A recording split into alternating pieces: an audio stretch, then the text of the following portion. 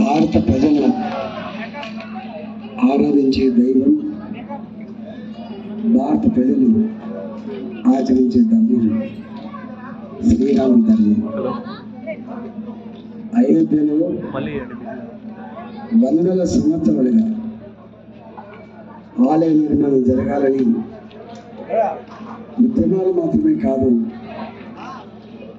వేలాది మంది ప్రాణ త్యాగం చేసి మనం చివరికి నరేంద్ర మోడీ గారి నాయకత్వంలో భారత ప్రజల ఆకాంక్ష నెరవేరుస్తా అని చెప్పి భారత ప్రజానికానికి మాట ఇచ్చి ఆ మాట నిలుపుకోవడానికి బాజాప్తా ధర్మబద్ధంగా న్యాయబద్ధంగా సుప్రీంకోర్టులో తీర్పు వెలువడిన తర్వాత ఆలయ నిర్మాణానికి పూనుకొని భారత జాతి ప్రతి ఇంటి నుంచి నేను ఆలయానికి ఎంతో కొంత నేను చందా ఇవ్వాలి, నా కాంట్రిబ్యూషన్ ఇవ్వాలని చెప్పి భావించి కోట్లాది మంది భారత ప్రజల కాంట్రిబ్యూషన్తో చరిత్రలో వెలిసిపోయేటువంటి గొప్ప శ్రీరాముని ఆలయాన్ని అయోధ్య నిర్మాణం చేసుకునే సందర్భంలో ప్రతి గల్లీలో ప్రతి ఊళ్ళో తలంబ్రాలను ఊరేగింపు చేసుకుంటూ ప్రతి ఇంటి నుంచి హారతి ఇచ్చి స్వాగతం పలికి అందరూ అయోధ్యకు రాకపోవచ్చు, కానీ ఆలయ నిర్మాణాన్ని హర్షిస్తూ ఆలయ నిర్మాణాన్ని స్వాగతిస్తూ ఇవాళ ప్రతి కుటుంబం కూడా ఇవాళ శ్రీరాముని ఆ ఆలయ నిర్మాణంలో అంకితమవుతున్నట్టు వాళ్ళందరికీ కూడా శుభాకాంక్షలు తెలియజేస్తూ ఈ నెల 22వ తారీఖు నాడు ప్రధానమంత్రి నరేంద్ర మోడీ గారి చేతుల మీదుగా ఆ ఆలయాన్ని భారత జాతికి అంకితం చేసే శుభదినంలో ప్రతి ఇంట్లో ప్రతి పడలో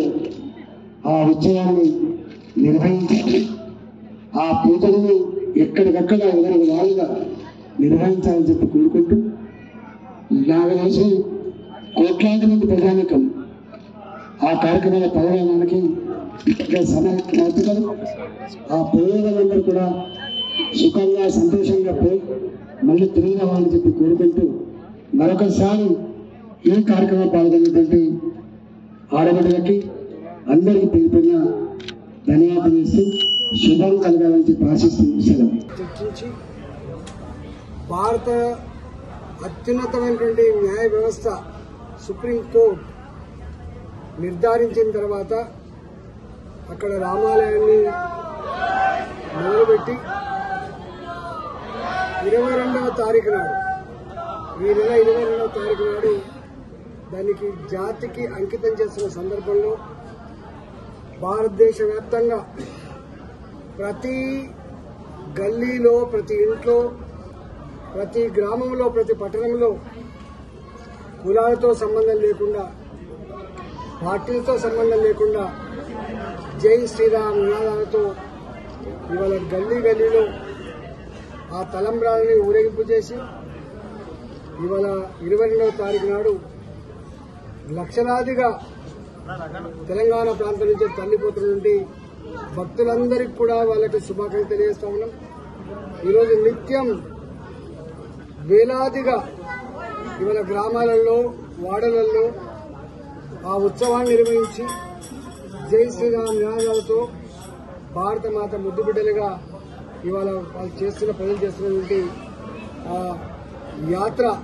శుభం జరగాలని చెప్పి కోరుకుంటా ఉన్నాం. ప్రజలందరూ కూడా స్వచ్ఛందంగా ఆ ఆలయ ఇనాగరేషన్కి